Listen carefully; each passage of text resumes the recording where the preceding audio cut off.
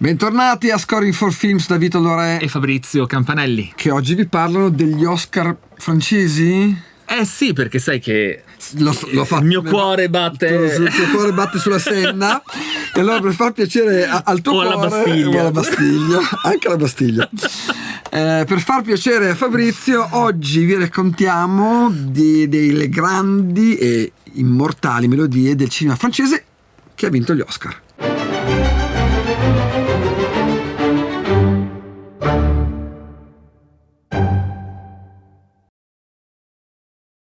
Sì, perché chiaramente Hollywood parla inglese e gli americani e gli inglesi hanno fatto e fanno tutta la parte del leone, ma non sono stati neanche pochi in francesi. No.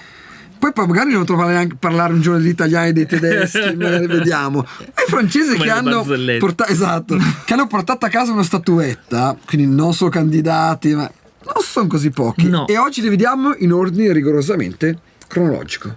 Allora iniziamo dal capostipite. L'apripista. Maurice Jarre. Che io poi non sapevo parecchi anni fa, diciamo, quando più ragazzino, ascoltavo Jean-Michel che è il figlio di Maurice Jarre. Certo. Però Maurice Jarre apre la strada, l'autostrada, anzi diremmo, agli Oscar francesi con nel 1963 Lawrence d'Arabia. Temone clamoroso, ragazzi, clamoroso. E da lì la storia degli Oscar francesi poi non si è più arrestata, perché sì, quello è quel tema che tu lo ascolti e vedi la sabbia. Cioè, non so quanti altri temi possono essere così come Morricone, il West, certo. No? Ormai è diventato iconico. Anche Lawrence d'Arabia è diventato... Ma non si è fermato lì, Maurice, perché ci ha preso gusto. Perché solo, tra virgolette, 3 anni dopo ha portato a casa un altro temone storico, il Dottor Zhivago, che solo per il tema di Lara, ragazzi, solo quello, porca miseria. Perché diciamo che in 3 anni ha messo la firma sulla storia del film. Tanto che il terzo Oscar, 1985, Passaggio in India. Bella, forse non è rimasta nell'immaginario film collettivo, film molto bello, sì. Però non so se nell'immaginario collettivo è rimasta come le altre, che oltretutto hanno 20 anni di più, esatto. No?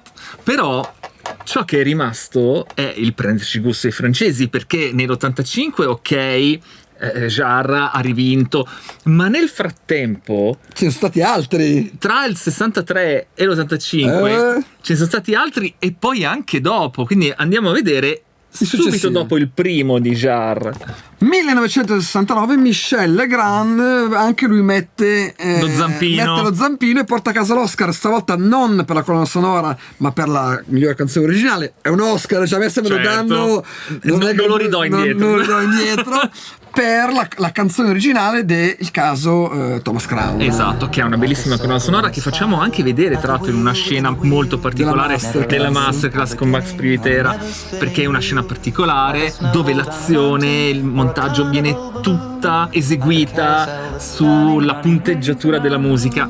Qui non prese l'Oscar, però diciamo che ci si può accontentare con la canzone originale. Ci si può accontentare. Legrand era un grandissimo musicista, ottimo jazzista, apprezzato dai grandi jazzisti, e aveva la qualità di scrivere una quantità di musica enorme in tempi mostruosamente veloci. C'era una macchina da guerra.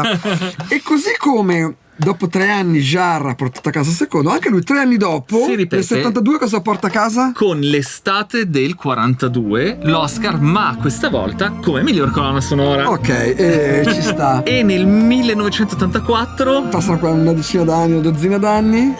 Ricordiamo che nell'85 c'è stato Jarre, certo, quindi è periodo che i francesi, cioè mamma mia ragazzi, esatto. Cioè dominio totale con Yentl porta a casa la colonna sonora. Io devo dirti la verità, io ricordo il film, mea culpa, non ricordo la colonna sonora, ma è chiaro che finito, adesso che finiamo di registrare devo ascoltarmela per compensare, però insomma anche perché qualcuno sotto la sentirà. Sì. Vabbè. Qualcuno una cosa ci sarà sicuramente. Però no, sai, tu ovviamente al di là del tema, a noi piace andare, il film andare un po' col cacciavite, no? A smontare un po'. E l'immortale Love Story. No, uno dei temi più famosi, più strappalacrime. 1971. Uno dei temi più strappalacrime che tu lo senti e già piangi. Francis Lai. Francis Lai. Cognome non lontano, No, perché lui in realtà era nato in Francia ma dei genitori italiani sardi, quindi in realtà era Lai. Poi è diventato Francis Lai, in realtà era Lai, ok? Quindi insomma c'è un pezzettino d'Italia in Love Story c'è. Esatto. Lui era un musicista diverso dagli altri, innanzitutto perché era fondamentalmente autodidatta. Cioè lui non leggeva la musica, non sapeva scrivere in musica. Lui era il fisarmonicista di Edith Piaf. Certo. Quindi aveva avuto insomma una grande carriera come musicista di Edith Piaf. Poi ebbe questa occasione, c'è un video sul mio canale dove racconto tutta la storia di come si arrivò a lui, e lì con quel tema semplice, semplicissima, ma ha fatto tombola. Oscar, miglior colonna sonora. Quanti fegati ha fatto corrodere soprattutto nell'ambiente della musica colta, perché la sua semplicità era malvista in ambiente più colto, più accademico, e quindi quanti pugni sul tavolo si hanno sbattuto dopo aver visto mannaggia. Esatto, comunque questo non gliela toglie nessuno. Passa qualche anno, siamo nel 1980. Georges Delerue, un grandissimo compositore molto amato da Scorsese, che spesso e volentieri, mi ricordo anche in Casino, ma in diversi film, prende delle sue musiche e le sincronizza, insomma non ha fatto musiche originali. E ricordiamo anche il trauma di Delerue che abbiamo raccontato. Andatevelo a rivedere. Nel duello con Platoon, a distanza in Platoon con Barber. Andatevi a vedere il video. È Little Romance, e il film appunto del 1980, comunque una colonna sonora, questo me la ricordo, bella. E per di più influenzato fortissimamente da Ravel e Fauré, e Fauré è uno dei miei composers, tu sai essere Eva, quindi molto apprezzato anche dai registi. Ricordiamo che collaborò con registi della Nouvelle Vague, un Truffaut, certo. Non proprio, come dire, uno degli ultimi arrivati dell'Erue, un grandissimo, e questa colonna sonora rende anche onore al merito. Assolutamente. E poi uno dei miei prefe. Nella sfida dei maestri, già comparso, non posso rimetterlo in campo perché è già stato usato. Gabriel Yared, che però è metà francese, in realtà è libanese, è francese. Naturalizzato. Vabbè, lo mettiamo dentro. Ma è francese, Yared è francese. Lui è francese e ha vinto l'Oscar con un film che si chiama Il paziente inglese. Conti non tornano. Nel 1997. Film strepitoso, colonna sonora ovviamente meravigliosa. Yared è secondo me un grandissimo per la raffinatezza, l'eleganza delle sue musiche, anche la tematica, e io mi trovo a sfondare un portone aperto perché insomma è uno dei miei compositori preferiti, autodidatta peraltro per la gran parte della sua formazione, insomma cosa non nuova nei compositori di Hollywood anche molto affermati, ma con un lirismo molto riconoscibile, e poi anche, se vogliamo, con qualche anche lui disavventura come Rejected Score. Ricordiamo quella di Troy, quella di Troy, che io avevo ascoltato tutta perché insomma si trova. Era bellissima, però non fu apprezzata, e la rifece James Horner, mi sembra. Esattamente, James Horner, nell'ennesima volta che saltò sul treno che stava già correndo. Qualche anno dopo, e nel 2012 arriviamo a Ludovic Bours con The Artist.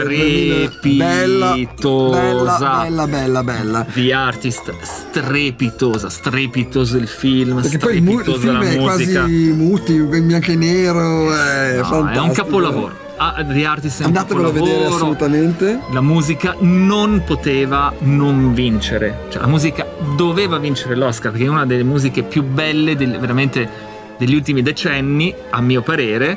Diciamo che suona moderna con dei richiami retro più che retro, è una differenza sottile, però ne fa una colonna sonora sempre attuale, anche se si riferisce a un mondo che non c'è più. Siamo nel 2012, 3 anni dopo, 2015, entra in campo un altro dei tuoi preferiti e anche dei miei.